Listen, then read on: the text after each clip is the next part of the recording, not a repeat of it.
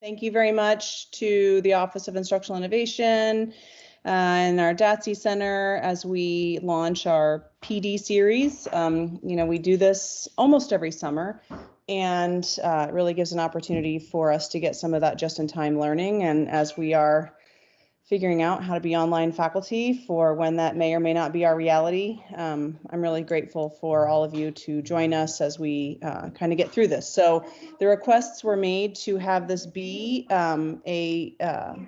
beginner sessions, and then we'll have some more advanced sessions later on. But recognizing people are in different places, we wanted to make sure we sort of broke these down into kind of developmentally appropriate training. So without further ado, I'm going to pass this on. Thank you both very much. And I'll be doing my best to monitor the chat. Again, I was telling everyone I had some questionable internet earlier, and then I've got my children talking in the background. So we're working together. You know, this is how online work rolls these days. So anyway, thank you very much, and I'll turn it over to Dr. Meg Flanagan and Jody Monk. Thank you. Thank you. Thank you. Yeah, and thank you too to Connie for letting us open this up, or for offering to open this up to a wider audience. So if there's anybody who is not from Patton College who's tuned in, you're very welcome. We're delighted to have you. And as Connie said, I am Meg Flanagan, and I should probably introduce myself a little because I'm new to Ohio University and nobody knows me and I don't know very many people. I joined Ohio in January from the University of Wyoming, where I was a faculty member and a former director of our Center for Teaching and Learning. And I was there for about 20 years. And having joined Ohio University, I now have a 50% appointment in the Center for Teaching and Learning within OII, and a 50% appointment over in HCOM. My background is physiology. Jody? Thanks, Meg. I am also in the Office of Instructional Innovation. I'm one of our instructional designers. Typically, you would have Patrick Mose here with you, who many of you know well, but he is off on paternity leave, so he will be back sometime next month or early August. So we're excited for him, but I'm happy to be here. I've worked with many of you, taking classes from some of you, and I'm excited to be here helping out. So without further ado, welcome to our session. And it's the first of 3, as many of you know. So go. Yeah, so we're going to be doing this beginner series over 3 days. So starting today with how to write learning goals and outcomes. And then on Wednesday, how to use backwards design to create your learning environment. And on Friday, we're doing a session on creating authentic assessments. So yes, so as I say, we're going to start with the goals and outcomes. So Jody? Just before we get started, I know many of you are getting used to living in teams. I'm getting used to it myself, and I often forget to unmute my mic. So just wave at me or let me know if I do that today. I'll do my best not to. But just keep some things in mind. You know, operating here is different, and we need to exercise etiquette. Thank you, Sandy. It's a different environment, right? So we planned for a different environment, and there's some different considerations. So if you have a question, we ask that you pop it in the chat, and we'll address it when we find a good stopping point. Meg and I will both be monitoring the chat, and Connie said she'd graciously help us out with that as well. And I know sometimes there's presenting and a chat that's happening, and that's okay. That's just kind of the environment we're in. We're here to learn from you all as much as you are to learn from us. You know, so if a discussion happens there and it also is happening elsewhere, we will try to keep our attention focused, but sometimes that gets split. So just be aware there's 2 of us here, so we'll try to do everything we can. We encourage you to participate. So if you want to jump in and discuss something, please do. if we are in the middle of something and kind of presenting and you have a burning question that needs to be answered before we can get to it in the chat, you can use the little raise your hand function, and we'll try to be a little bit more attentive to getting to it quicker. So if you hover over the screen and you click the more actions, 3 dots, there's a little raise your hand option. Just know if you raise your hand, you need to go back in and lower your hand later. Meg and I have the ability to lower hands for you, but it's easier to have you do it yourself if you don't mind. So thank you for being here. Let's all be courteous, as I know you will be, but just a note before we get started for all 3 sessions. So we sent out a survey. We had a couple people respond, and it looks like we have a broad range of needs and wants out of this series. We just wanted to let you know, it seems that some of you are more experienced teaching online, and this really is a beginner workshop. So beginner course design kind of fundamentals. So for some of you, we realize it's review.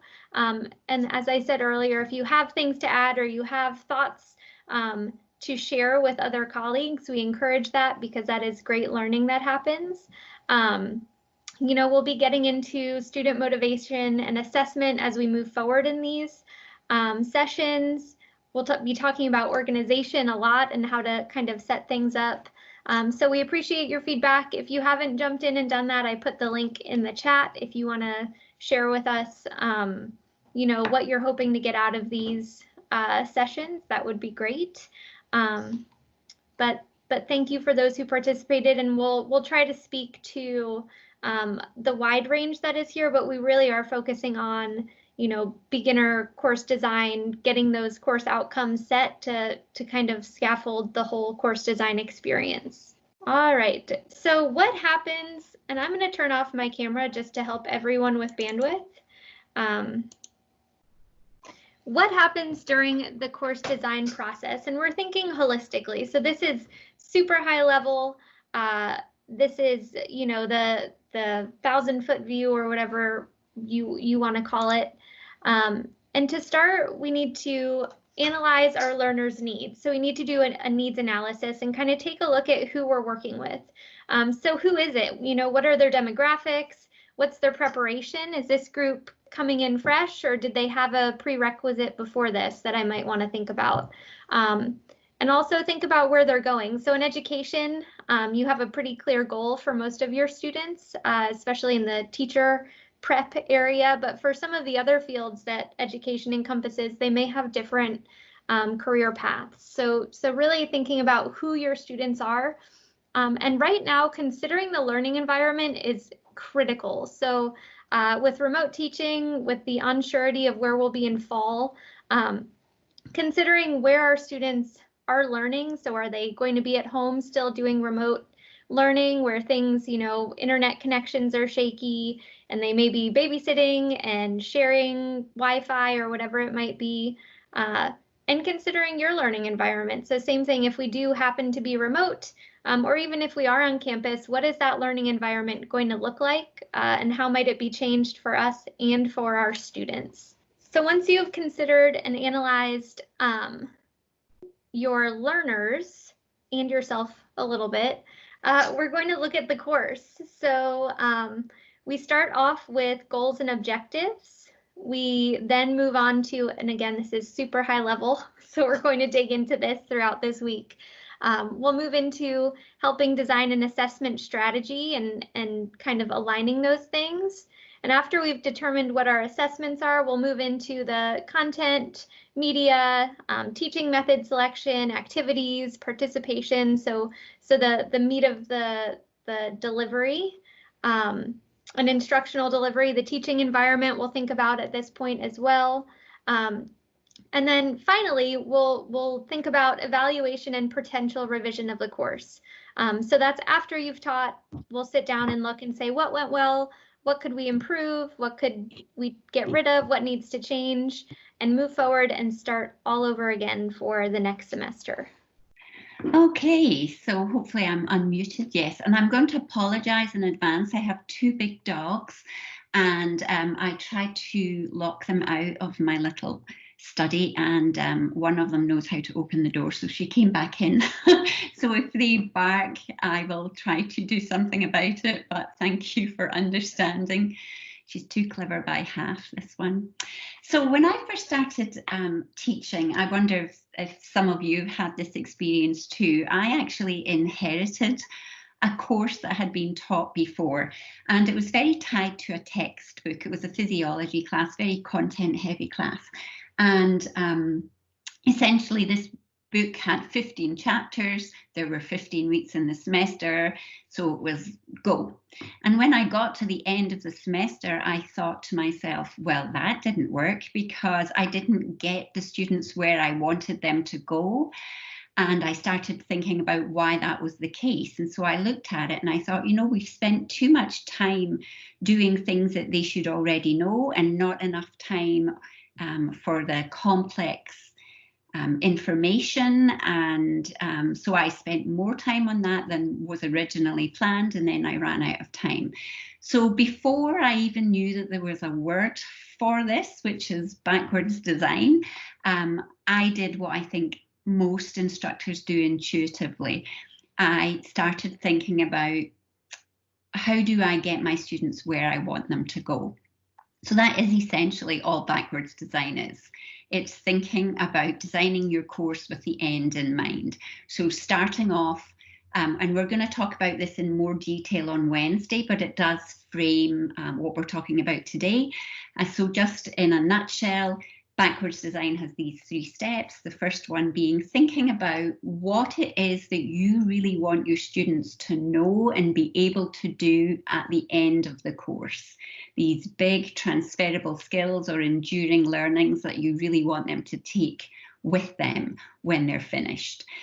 And then step 2 is, well, how will you know that they've achieved that? How do you determine what kinds of assessments and assignments are actually going to be showing you that the students can do and know what you want them to know and do? And then once you have those 2 things in place, you just think about planning your learning experience and your activities, etc. And so what we're going to do is, essentially, this is the way you plan any course, whether it's face-to-face or online. So what we don't want to do is start with the tools and technologies. We're going to start with, in the best of all worlds, what would you really like to do? And then as we move through this workshop series, we're going to think, okay, if that's what you want to do, let's think about what tools and technologies can be used to do that in an online environment, or whether we might need to tweak your assignment a little so that you can still meet the learning outcome, but doing it in a slightly different way. That can still be, if you go to the next slide, please, Jodie, that can still feel a little overwhelming in my kind of course. As I say, it was very, very content heavy, and I still felt a little overwhelmed about where to start. So this is a fun little, very short video that we thought we'd share. So I'm not sure that the audio will play correctly because we've had trouble with it in the past. It is kind of like silent movie style with just some cute little piano music in the background. So if you can't hear it well, just have a tune in your head, and here we go.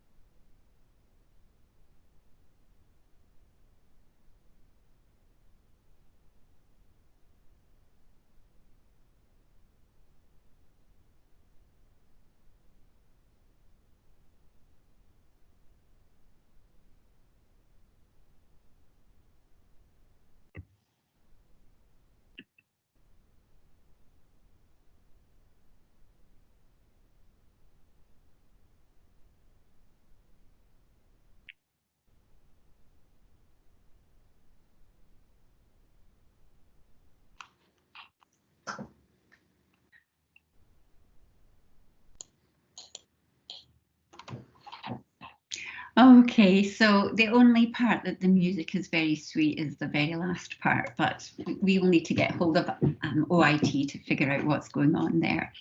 Anyway, what we'd like you to do now is just take 3 minutes or so and just jot down for yourself, what are your big rocks? What are those big ideas that you really want your students to take away from the class? And as you're thinking about it, think through these 4 filters. So which ones have enduring or transferable value beyond the class? Is it a transferable skill you're working on? Is it a concept? Something like that that you want the students to know long after they finished your course. Think about what is core to your discipline. In all of our courses, we have things that we really need our students to know and things that we would like them to know. So starting with that really big stuff, what is core to the discipline? And as I say, we can get to what we'd like them to know as well later. And it's something that is those big core ideas requires uncovering the key concepts of your course and also engages the students in inquiry.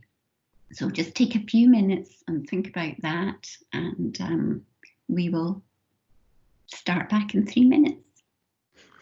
And while you're thinking, ask any questions as well.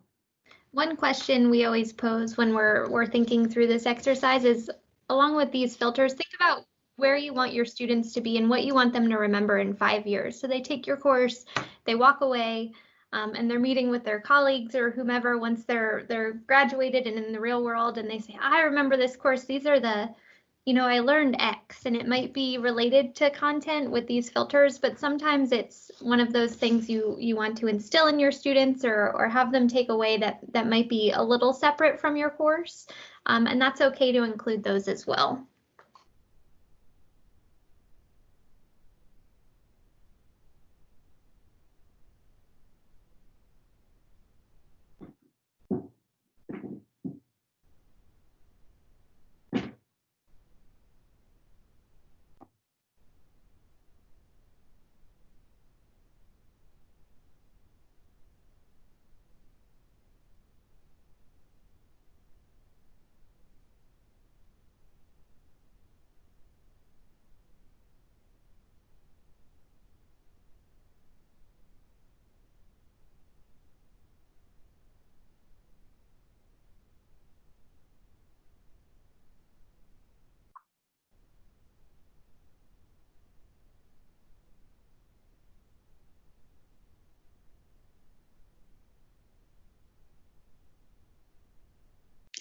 Okay, so that's 3 minutes. I am absolutely convinced that there is a space-time continuum warping in the online environment, because 3 minutes feels like half an hour, I think, when you're waiting. But anyway, so if we move to the next slide, please, Jodie. There we go. So now we're going to start thinking about these course goals and objectives and outcomes. And so we've said here, education is purposeful, but sometimes the jargon is confusing. And depending on when you actually became introduced to this particular area, the terms have changed a little bit, and so there can be confusion. And so what we've decided to do is define these different terms the way that we're going to be using them in the course. And we've actually chosen the ones that align with the HLC, the Higher Learning Commission, because if you ever have to assess your course for them, it's the same language that they use. So it just keeps it very simple for you too. So starting with these learning goals. So the goals that we are talking about are those big rocks that you started thinking about. And there are the big, broad, general statements about what is to be learned in the course. And the next one is the course learning objectives or instructional learning objectives. Sometimes you hear it said that way. And this really is what the instructor is intending to do, what you are going to be introducing in the course. And the final one is the student learning outcomes, sometimes called course learning outcomes. And this is actually what the student will be able to know, because after all, that's the focus of the class. We can put in as much great stuff as we like, but if the students aren't learning anything, it's all for nothing. So we're focusing on the student or the course learning outcomes, and that is describing what the students will be able to know and or be able to do in very specific and measurable terms. And as you'll see as we move through the series, these can be further broken down into smaller outcomes within modules. But for now, we thought it might be useful to just show a few examples. And so the first example here is on the goals. And I pulled this from a general education class that I used to teach on the first year seminar. And so as you can see here, there are big, broad statements. It was a class designed to help students make the transition from high school to college, and then have these transferable skill sets that they would use as they went through their degree programs.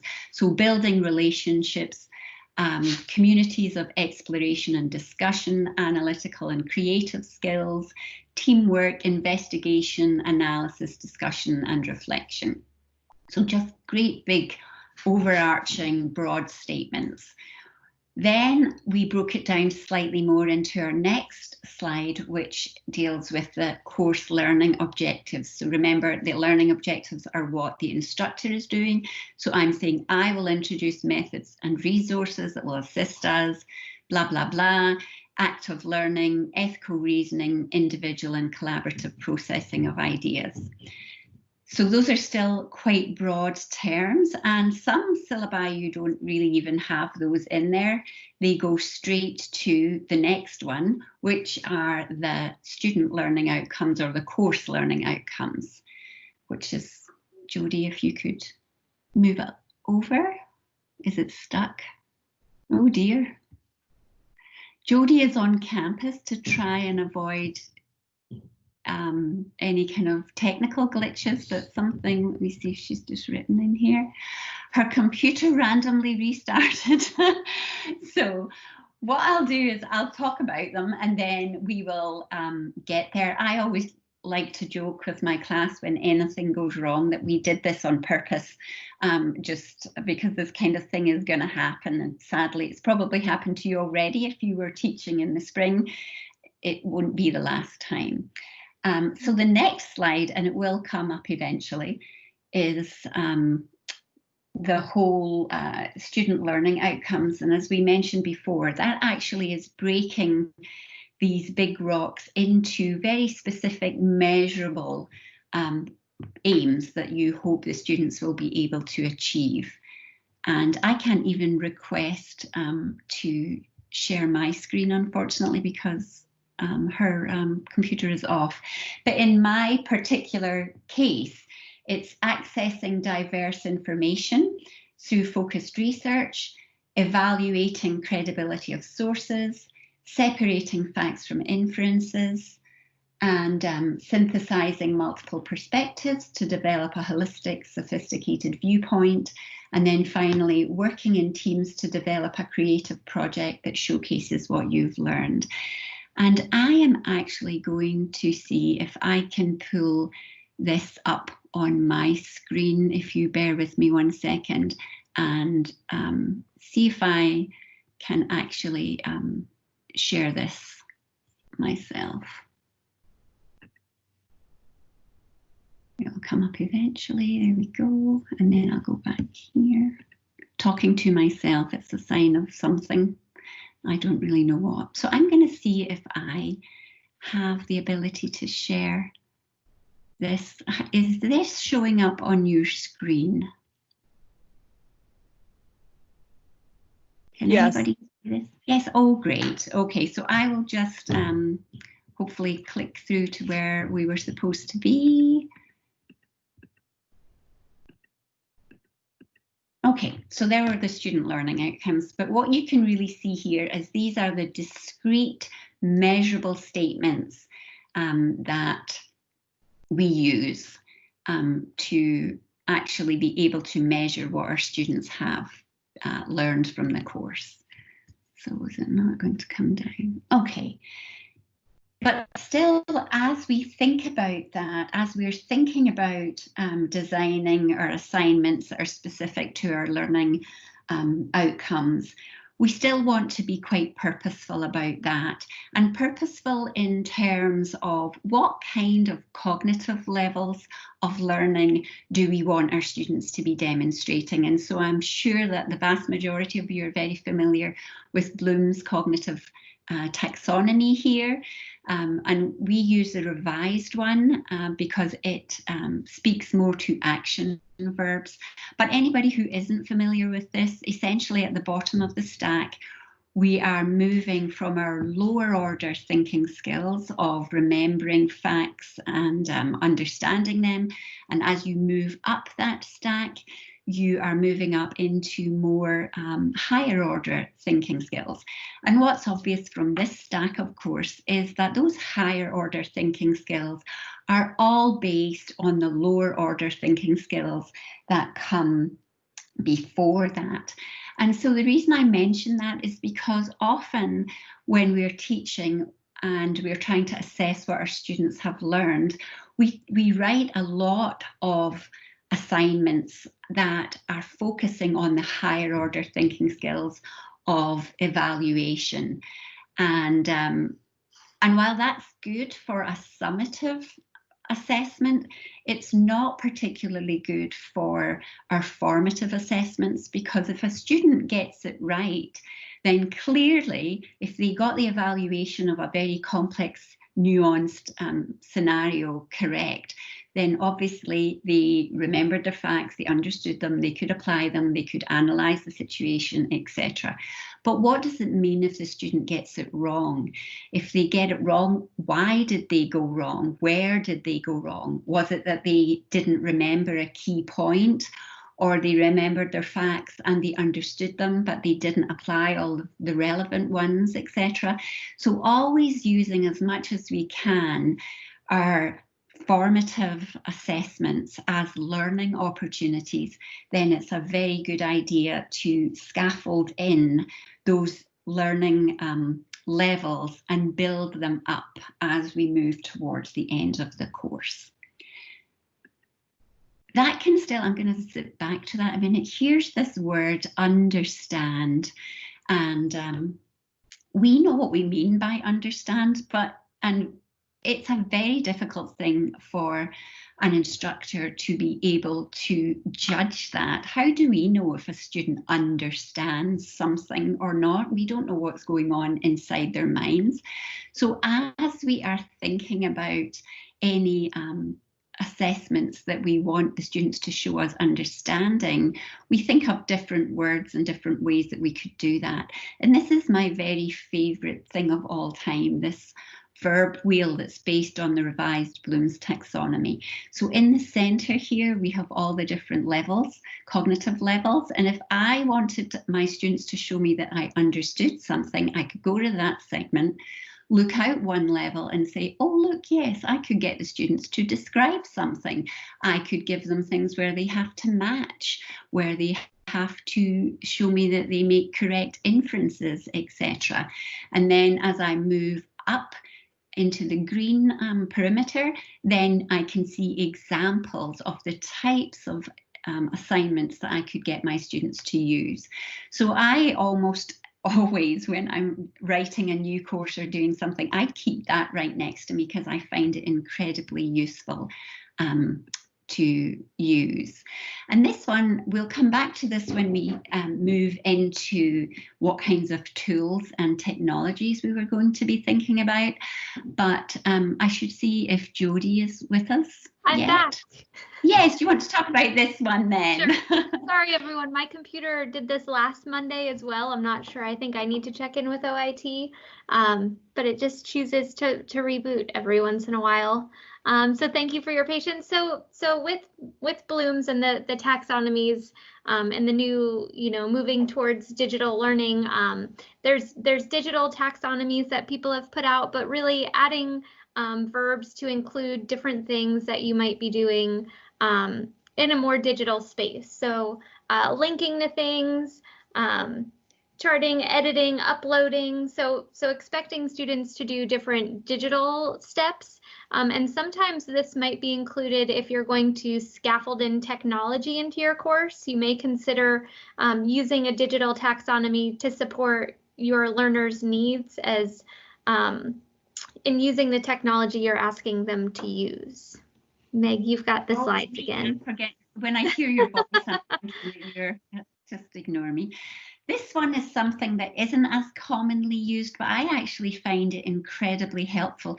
Again, in that class that I talked about, our first year seminar, mine was based in the premise of discussing difficult medical controversies. And so one of the things I would have them think about were things like assisted medical assistance in dying, those kinds of issues, very, very hot and sensitive topics. And so I actually used Bloom's effective domain as part of my rubric when I was getting the students to have discussions. And so it's really nice because it actually helps students think about listening to each other as just the lower level, and then responding in a positive way by not immediately, negating what the last person said, but by asking questions that help them understand better. And then moving up into valuing that. So even if you don't share the same viewpoint, you can understand where people are coming from and respect it. And then as you move up towards actually internalizing these values and actually changing the way you look at complex situations. And this can be a really useful slide, I think, to have.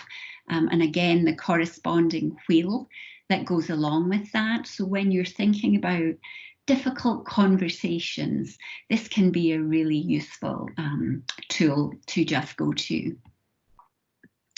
And then there's this one, I'm sure many of you are familiar with Fink's taxonomy of significant learning. And in many ways, it actually combines both the cognitive and the affective domains of Bloom's revised. And here is helping people think about assignments that can look at knowledge, application, integration, but also that very human part of it that speaks to motivation and students' engagement in the class. If we can help our students through our assignments see the value in what they are actually learning, and not just from their professional career development, but they recognize that they're learning about themselves and other people, that they start to really develop new ways of caring about that and valuing other perspectives and becoming a better learner. These are really useful things to do. So again, just thought we would give you some various different taxonomies to consider as you're thinking about your learning outcomes in the course. And over to Jodie. And we know that there are other ways to look at learning and different taxonomies, so you're welcome to use whatever you're comfortable with. These are just the ones we typically start with here in OII, so it's a good place to jump off if you're starting off. So in writing your outcomes, you have to think about your course goals, and they give us the big picture, like Meg said earlier. They set the direction and sometimes push beyond that, so what the future may hold. But when you're writing these course student learning outcomes, they need to be more observable. So she mentioned before the word understand. I did my undergrad here at OU in special education, so the word understand was, completely run off from my vocabulary back then, but it's hard to measure. So they need to be observable and achievable elements of the goals. And, we'll use the word alignment throughout this series. So it needs to be aligned. They need to connect.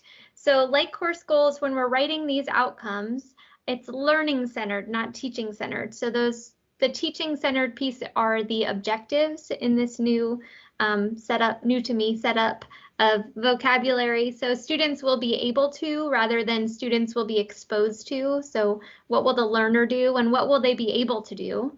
And it's at successful completion of the course. So this is looking at like backward design at the end. So upon successful completion of this course or module or lesson, depending on what level of outcome you're writing, students will be able to rather than in this course, students will.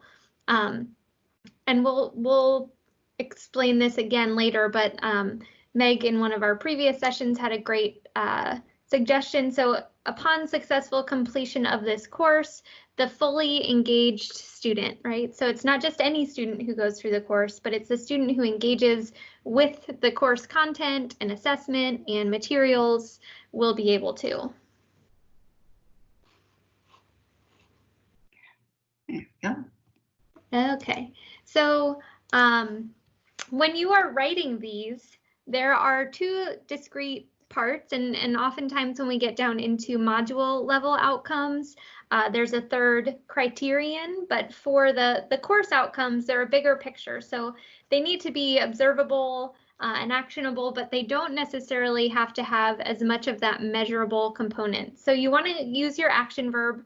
And again, understand is not included in the list anywhere, even though it's on our taxonomies. So describe what type of performance is expected, and then the subject, so the focus of the learning. So here's an example. By the end of this course, students who are fully engaged with the material will correctly cite APA sources. So it's, correctly cite APA, correctly cite is our verb, they're citing. And then the APA sources is the focus of the learning, what they'll be able to cite. So again, we want to use the verbs that show what the student will be able to do, not what they'll be doing while learning. All right, so here's just a couple more considerations. Avoid the word understand, appreciate, value. Those are more goal language. So that's the higher goal language that oftentimes is important, but it doesn't belong in your course outcomes. They should align with the course goals. So some might align with just one goal and be very specific, whereas others might hit multiple parts of different goals. And like I just mentioned earlier, I forgot it was coming up on this slide, you might consider using the phrase, upon completion of this course, students who are fully engaged with the material will, because it sets the expectation that not every student will be there, but a student who engages with the course and engages with the material and activities will hit that standard. Okay, so let's take a few minutes to start writing an outcome. And we're going to ask that you take a little time to do this, work through, think about one of the courses you're developing or maybe redeveloping or have developed and you want to rework, and take some time to create a learning outcome or outcomes for your course. So we're going to give you, how many minutes do you think, Meg? I think 2. It's only 1. We're only asking you to do 1, and then if you need more, we'll give you more. So let's take 2 minutes and then we'll share. Yeah, let's take 2 minutes, try to write an outcome, and we're going to ask people from the audience to share, and we'll give feedback and chat about it.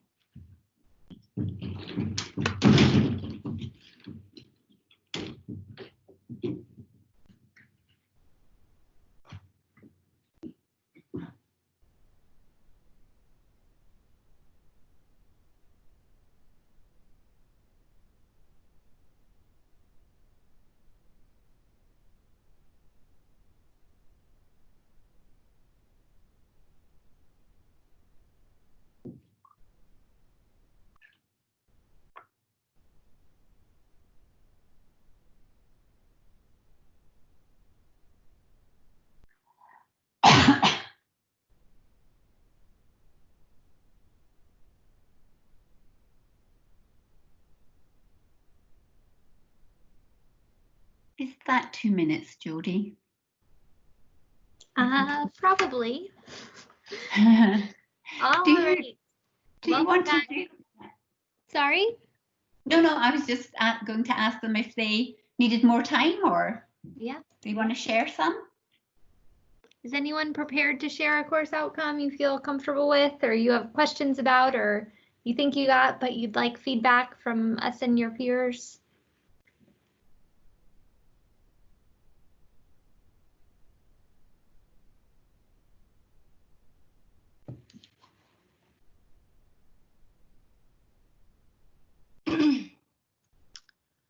Oh, And I this can is share all- one. Is the outcome?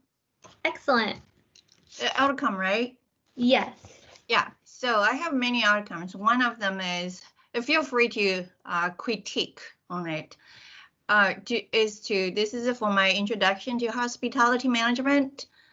So one of the outcomes is to, at the completion of this course, students who are fully engaged in the learning process will be able to describe in general terms the makeup, size, and the key segments of the hospitality industry.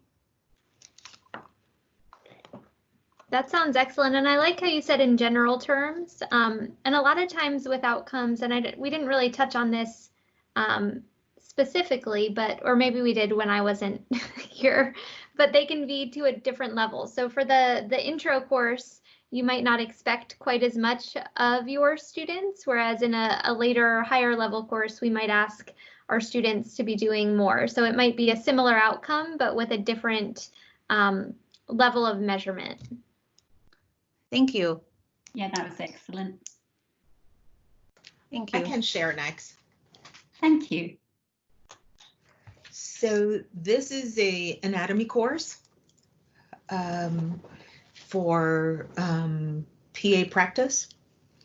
And so upon completion of this course, fully engaged students will be able to correlate anatomical structures to clinical practice.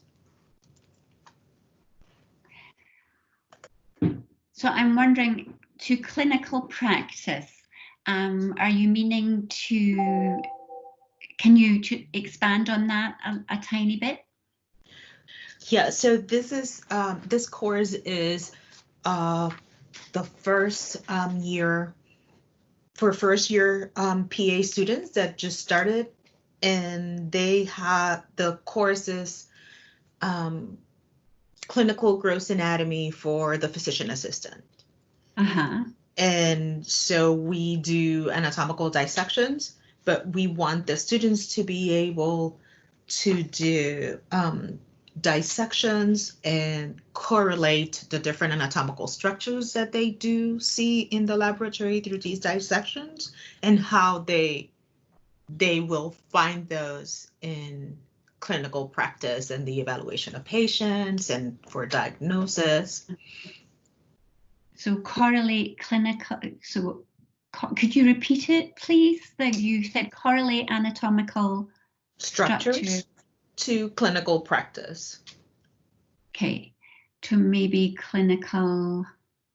Yeah, I'm going to give that a wee tiny bit more. So I absolutely know where you're going with that. And it is broad, Yes. Which is what we're looking for at the moment. So that's fine. So maybe it's correlate. Maybe it's, anyway, I'm going to think about that. Could you just tell me your name so I can follow up with you? Absolutely. Brenda Martinez. Brenda, yeah, I think I'm being stuck on the semantics here. I think that there might just be a simpler word than correlate, or because correlating with clinical practice just is a very, it goes from one quite small thing into a big broad area. Okay. So I'll give that some thought and then get back to you. Thank you. But it's really great. No. This is the right way to be doing this, because we're here to give each other feedback, and it's often really hard to find the right words. I don't know how you guys feel, but when I try and do a literature search, I take forever to just land on the correct key word that I'm looking for. And so I think it's really important to get, you know what you want them to do, which you absolutely do.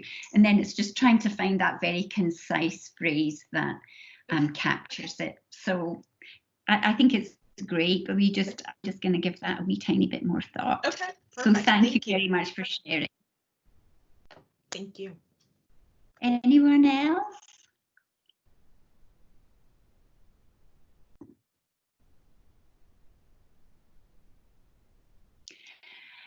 I've had the thought, just relate to clinical practice instead of correlate. Correlation to me has a very specific term. Is Brenda still around? Yes. So if you just Yes. said that how those anatomical structures relate to clinical practice, I think that would. Okay, so can you repeat it one more time just to make sure I capture everything? Only changing the word, it was only one word. So whatever you had said about dissecting the anatomical structures and how they relate to clinical practice, I think is better than correlate, which is in my mind, a very specific statistical. Not just statistical, but you know what I mean. So yes. Yeah. Okay. Yes. Thank you. And then you've got it. Thank you. Thank you.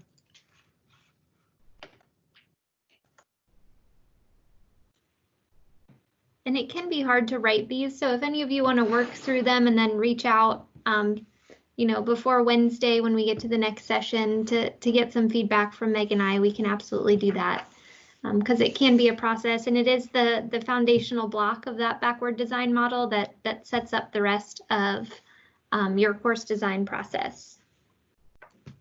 Okay, perfect. Thank you. I'm going to move on here. And just show you. So here's some homework that we wanted you to think about. So thinking about those learning outcomes. So actually now listing them all out, all of the ones that you want, and aligning them with your course goals.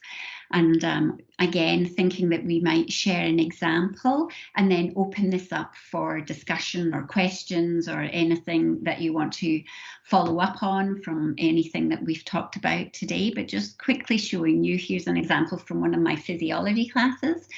So my big, broad, general goal statement, understand how so again, we've used the word understand, and it's okay in goals, but it's not okay in the learning outcomes. So understand how the components of the body work individually and together to maintain health and well-being, and recognize the signs and symptoms that accompany specific pathophysiological conditions. This is actually a 2-semester upper division physiology class because it was in a physiology degree. But breaking that down into my learning outcomes for my course that relate to that goal is then splitting that out further. And I haven't pulled them all up, but these are the major ones. So comparing and contrasting the physiology of skeletal muscle and smooth muscle, and then moving up into describing the cardiovascular system, and then having the students use the application of their knowledge to evaluate physiological scenarios. Then we did it for the lungs, then we did it for the kidney, then we did it for the digestive system, then we did it for the nervous system, and then working them up towards being able to be presented with a complex case scenario. And this is what we do, of course, in the medical school where I teach now. Being able to have a patient who has more than one thing wrong with them, as most patients usually do, because our bodies are all connected. And when one thing goes wrong in a chronic way, it's going to affect all the other parts of the body as well. So it was kind of building them up towards that. And the other thing to be thinking about as you're thinking about your learning outcomes is how you're going to scaffold them in ways that help the students build on their knowledge as they go through. And just briefly here, the reason that we did it in this particular order is because the cardiovascular system the heart muscle and the veins and the arteries that make up the cardiovascular system, they are made of different types of skeletal muscle and smooth muscle. And so they had to understand how skeletal muscle works and smooth muscle works before they could see the similarities and differences in the cardiovascular system. And then once they understand how the cardiovascular system works, we can help them understand how that blood gets pushed into the pulmonary system so that it can be oxygenated and get rid of the wastes. And then when we're thinking about getting rid of wastes, we're coming into the kidney and the liver and all this kind of stuff. So without giving you a physiology lecture here, it's just thinking about your course learning outcomes. By all means, write them down as they occur to you, but then think about, how can I scaffold these? How am I going to introduce them throughout the course of the semester that helps my students build on previous knowledge? And then we will come down to asking for any, if it will actually do it for me. Any questions, any discussions that you might like to have on any aspect of what we've talked about today? Any, for our experienced people, any hints and suggestions from your experience and wisdom that you could share with the people who are newer to this project or this approach? I can't see the chat. Jodie, is there anything in the chat?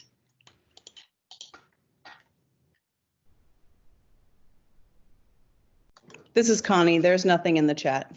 Okay. Sorry, my mic was muted. I tried to say the same thing. Happens at least once every time.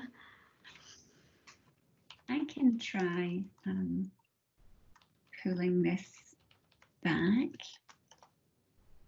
to see if me removing the screen might. So we had a question if the slides will be available. They are, and they're posted up in the chat a little ways. So if you just scroll up in the chat, it says Pico Day 1. It's a PDF.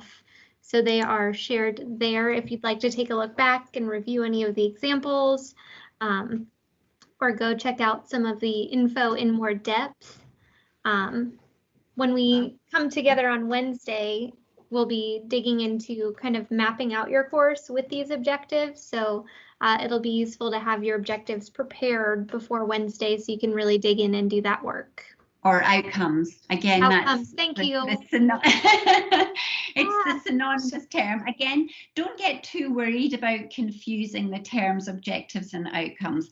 What we're really meaning is focusing on what the students will know and be able to do by the end of the course. It depends which textbooks you read, etc., whether they're going to refer to them as objectives or outcomes. It's unfortunate, but that's just how it is. But really what a rose by any other name is just the content, knowledge, and the skill set that you want your students to have achieved by the end of the course. I'll reshare the slides here real quick. I'll upload them.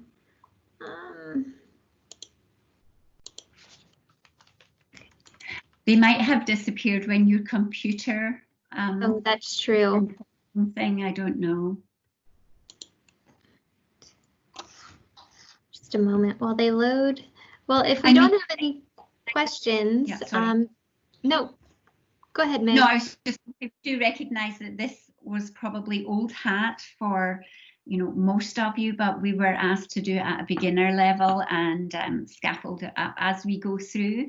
As Jodie said, we'll be thinking about the more complicated thing of actually planning the course and planning the activities that go around it, and then thinking about what kinds of tools and technologies to use. But as Jodie mentioned, having these course goal outcomes very clear about what we want them to do, instead of, you know, initially starting with the panicky feeling of, oh no, I'm going to have to go online. What tools do I use to do that? So just being very systematic will really help you when it comes to us introducing the different tools and technologies.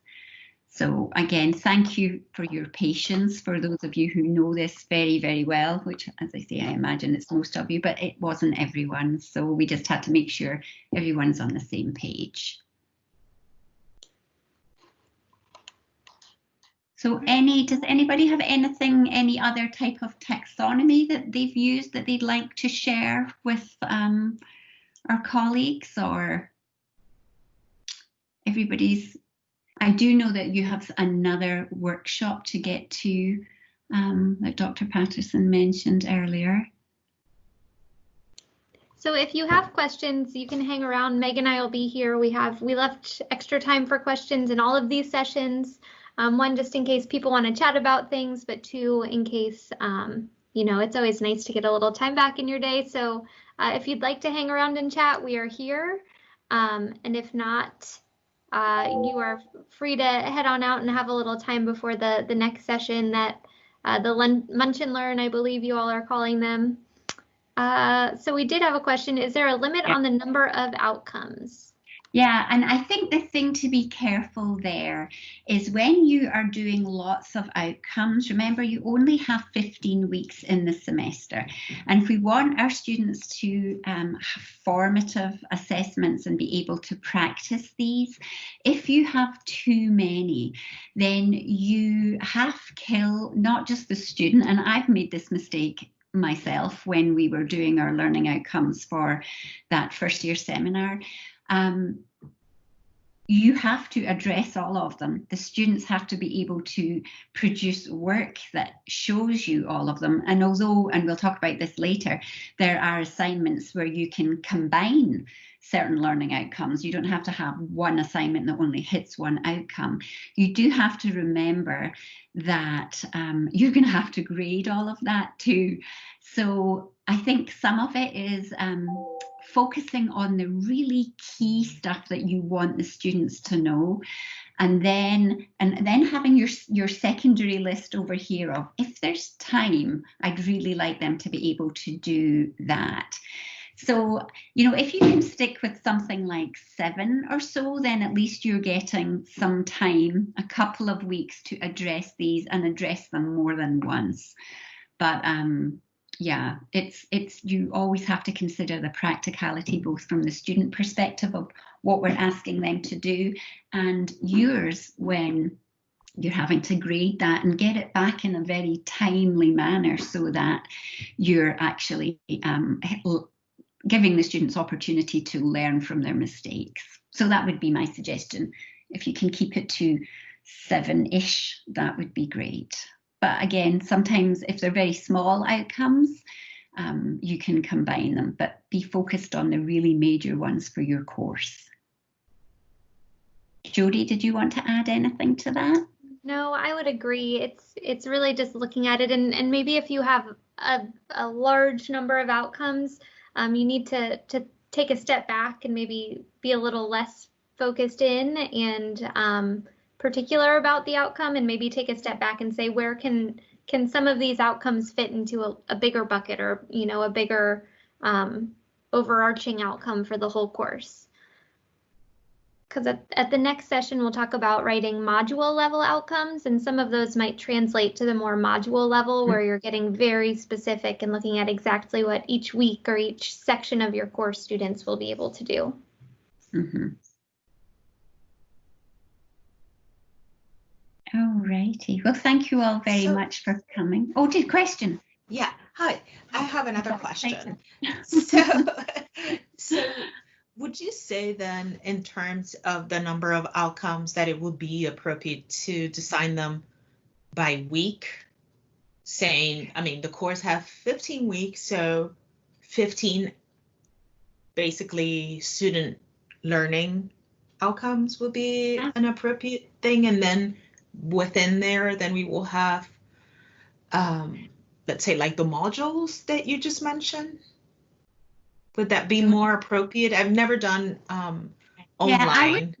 I think what we're trying to do here initially is have the big broad statement. So if you, is this Brenda from the Yes. physics? Yeah. Yes. Yep. Okay. From the so we have a similar type of background. So thinking of, if you think back to my physiology stuff, was big broad statements about the cardiovascular system, the renal system, the this system, the that system, etc.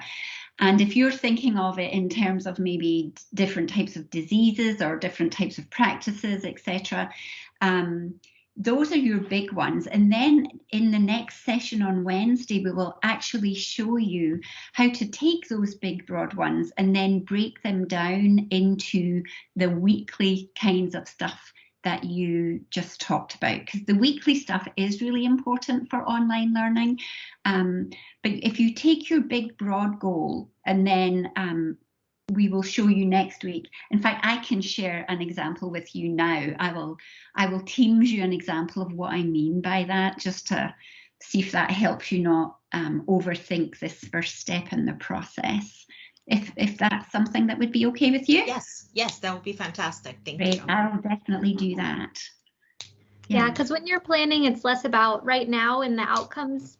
It's less about translating it and more about what your students need to be able to do.